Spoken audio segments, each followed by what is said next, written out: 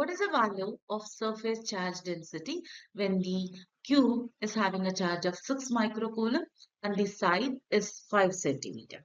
It's known that the surface charge density can be calculated using a formula Q divided by A, whereas Q is representing the charge which is given as 6 microcoulomb in the question, whereas A is representing the value of area.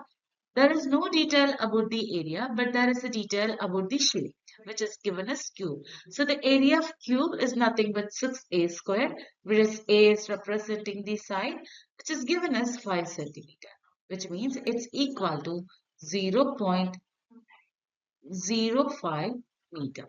Now we can apply all the values. So sigma will be equal to 6 times 10 to the power negative 6 divided by 6, 0.05 whole power 2.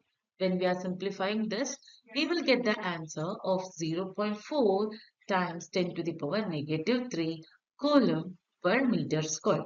So the correct answer for this question is option D here.